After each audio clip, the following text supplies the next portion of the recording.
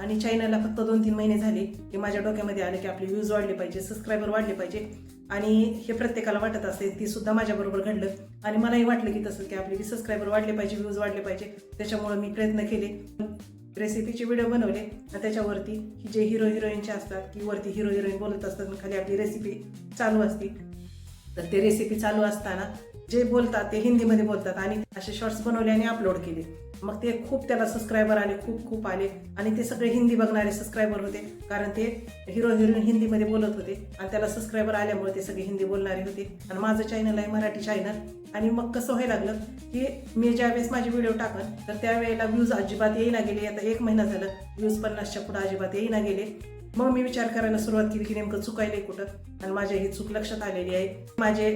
माझे सबस्क्रायबर आहेत तर ते हिंदीवाले आहेत आणि मी जे व्हिडिओ बनवते ते मराठी आहेत आणि त्यांना हिंदी कळती, ते मराठी व्हिडिओ कशाला बघतील आणि त्यांना काय कळणार आहे त्याच्यामुळे ज्यावेळेस मी व्हिडिओ टाकत गेले यूट्यूबला तर त्यावेळेला त्याची नोटिफिकेशन त्यांना पण जात होती.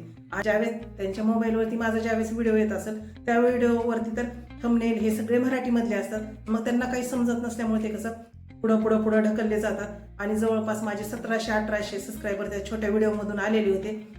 यूट्यूबला हे नोटिफिकेशन आली आणि त्यांनी ज्यावेळेस ढकललं त्यावेळेस मग यूट्यूब चॅनलला वाटतं की ह्यांच्या व्हिडिओमध्ये काही बघण्यासारखं नाही, त्याच्यामुळं कसं लोकांना त्याच्यामध्ये इंटरेस्ट नाही, तर त्याच्यामुळे ते पुढं ढकलत येतात. मग यूट्यूब कसं करतंय की पुढच्या लोकांना दाखवायचं बंद करता येते आणि त्याच्यामुळे आपल्या चॅनलला व्ह्यूज येत नाहीत. जर कोण असं करत असेल की तुमचा डेली ब्लॉग वेगळा आहे आणि तुम्ही त्याच्यामध्ये आपले सबस्क्रायबर व्ह्यूज लवकर वाढावे ह्याच्यासाठी प्रयत्न करत असतात आणि वेगळं काहीतरी टाकत असतात आणि त्यात हिंदीमध्ये ह्याच्यामध्ये टाकत असतात, तर अजिबात मैत्रिणींनो, भावांनो, तसं अजिबात करू नका. तुम्ही जे बनवतात तेच तुम्ही टाका. जी माझ्याकडनं चूक झाली ती तुमच्याकडनं होऊ नये, मी हा व्हिडिओ त्याच्यासाठीच आणलेला आहे. तुम्हाला डीपमध्ये माहिती पाहिजे असेल तर मी दुसरा पण व्हिडिओ डीपमध्ये केलेला आहे, तर तुम्ही गीताच्या दुनियेला जाऊन तो व्हिडिओ बघू शकता. त्याच्यामध्ये मी तुम्हाला डीपमध्ये सांगितलेलं आहे माझ्या नेमक्या काय चुका झाल्या मला आता शून्यातून आणखीन वरतीपर्यंत पायऱ्या चढत जावं लागणार आहे. तर जी माझ्याकडनं चूक झाली तुमच्याकडनं अजिबात करू नका.